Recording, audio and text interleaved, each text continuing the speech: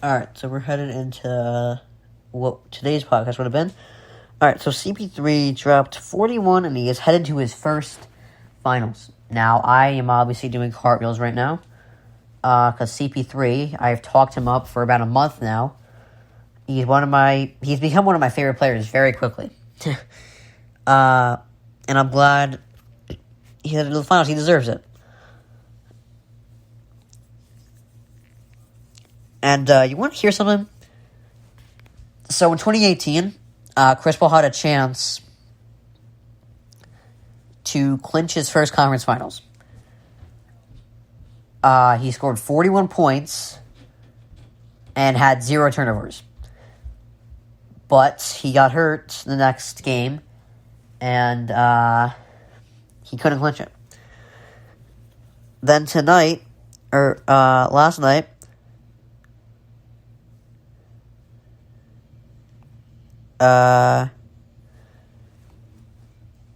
he had 41 points and 0 turnovers.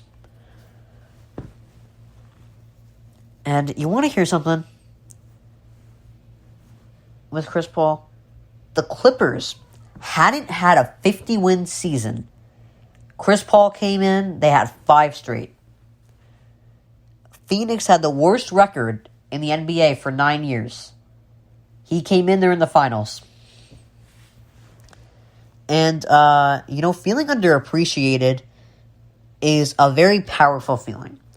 Tom Brady, when he was leaving the Patriots, it wasn't just the money. They'll probably tell you that, but it wasn't just the money. He felt underappreciated.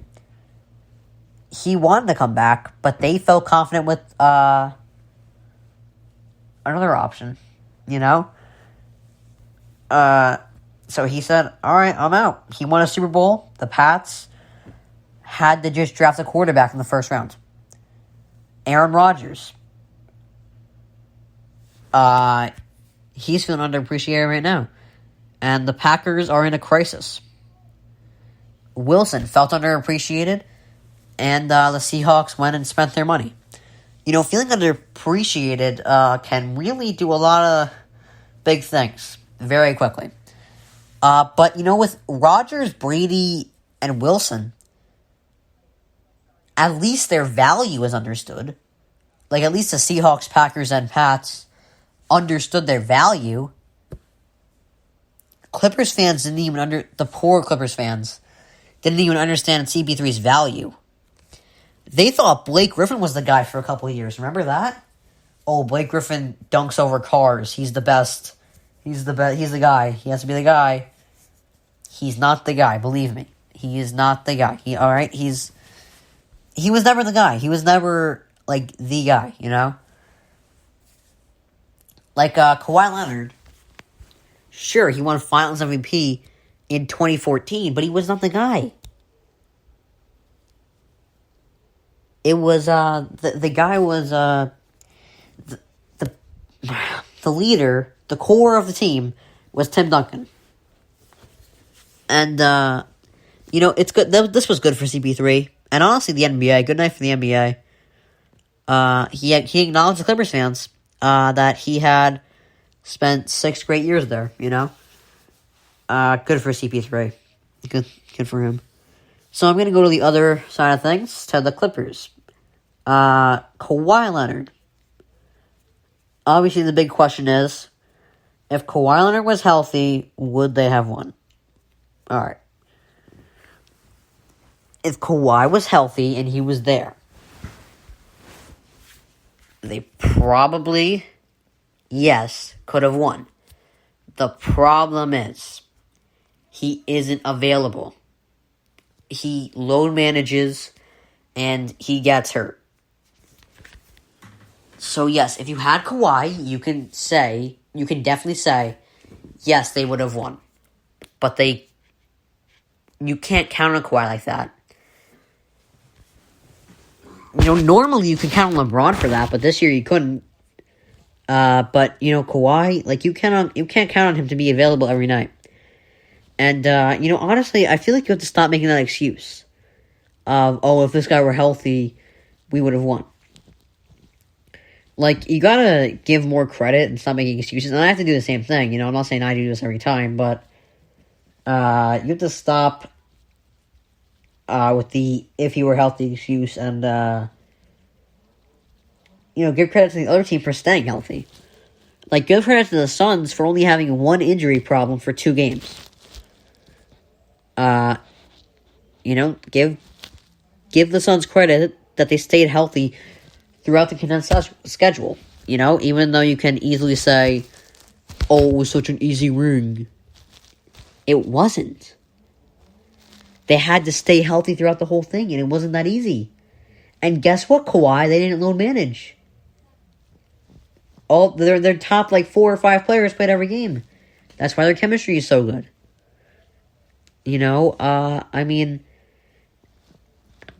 Give the Suns credit. They've done a great job this year. But you're like, oh, they played an injury-riddled Lakers and the injury-riddled Nuggets and the injury-riddled Clippers. First of all, the Clippers have a deep roster. It's not all Kawhi.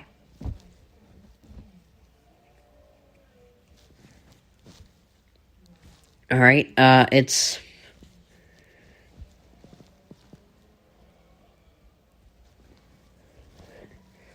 They still had a chance against them. And, remember this, CP3 was out the first 2 games. Those were 2 games they should have taken, because they have a deeper roster than them, right? Those are 2 games you have to take advantage of. If they had won those 2 games, they would have won the series. If they won the 2 games, that the Suns took a 2-0 lead in, and then won game 3, it would be 3-0. Okay, then 3-1. Then they closed it out in game 4. Or no, game 5, my bad. They win the series 4-1. They didn't take advantage of it, though. So you can't say it was all because of Kawhi. It wasn't. The Clippers could have won the first 2 games. And you also got to give the Suns credit for staying healthy and missed this condensed schedule. So, a lot of rigid people... I like trying to make a lot of rigid people more flexible. So college athletes are going to be paid based on likeness, image, and name. Okay. I don't mind this at all. I don't mind this at all. If they're gonna get paid based on their image, I mean, that's a good thing. If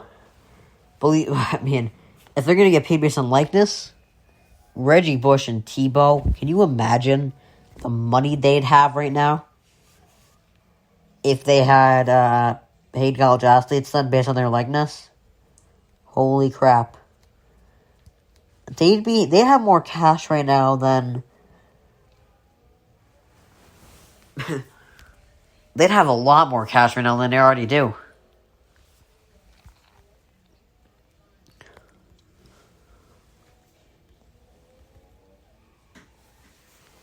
Alright.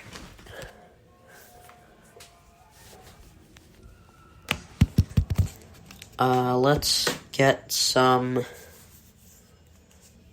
Actually, that's not the music yet. Hold on.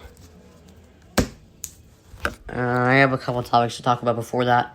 Alright. So, a USA director said that LeBron is done with the Olympics. Now, for most people, the Olympics is a 1 or 2 time experience. He's done 3, and he's won 2 gold. He won a bronze, and I think he won a bronze in 04, and he won 2 golds in 08 and 12. He's done enough for the Olympics. He's played 68 games there. Just to add on to what he's done in his career. And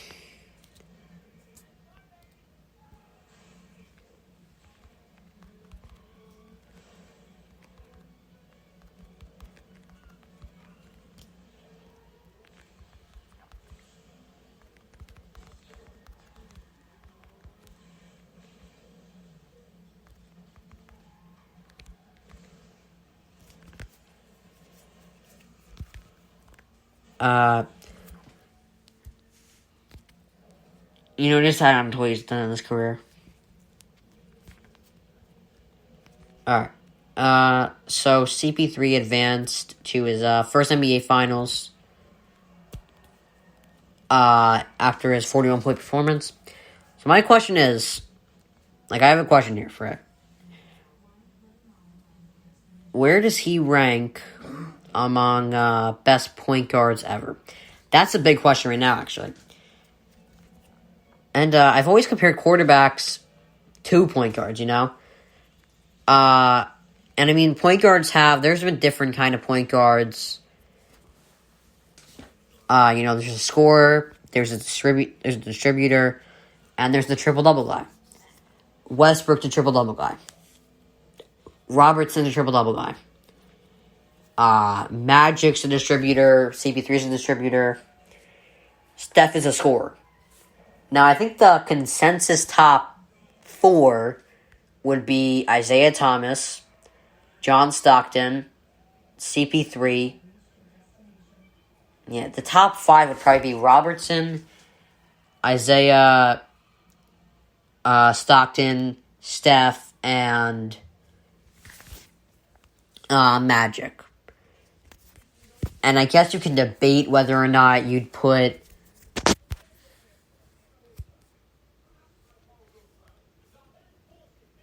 what is it? When you look at that top 5 of Robertson, Curry, Magic, Isaiah, and Stockton, I mean, who do you take out for CP3 there? I don't know if I would take out anyone there.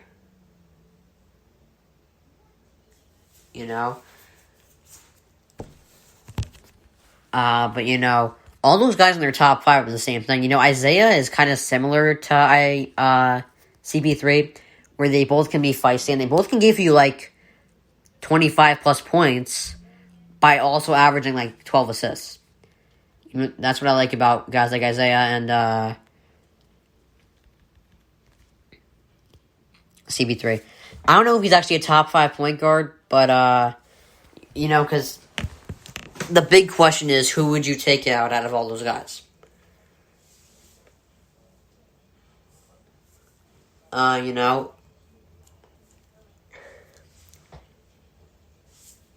Would you take out Oscar Robertson, the first guy to average a triple-double? I guess that would be the guy most people take out. Would you take out Stockton, the leader in assists? I wouldn't. Would you take out Curry, best three-point shooter in the game? Nah. I wouldn't do that. Would you take out Magic? No. They would probably take out Isaiah or Oscar Robertson. Probably Isaiah. Which I think is stupid, because I think Isaiah's a lot better than most people say. Alright, so, Patrick Beverley got ejected yesterday in a, fashion that I did not respect. Because I can respect a little back and forth trash talk. I don't mind that. Basketball, it's a lot more common because, with football, it's okay, when you're a quarterback, it's okay, I'm here, defense is over there, you're not near each other, it's hard to get trash talking. When you're playing baseball, the pitcher is 60 feet away from, the batter, there's no trash talk going on there. With basketball, it's I'm right here in your face right now. That's why there's so much trash talk in basketball. But, like I said, I can respect that. But I can't respect a cheap shot like that. He has kind of a Dennis Rodman to him, Patrick Beverley. Where he's just kind of there to, irritate you. He's like an annoying fly that you just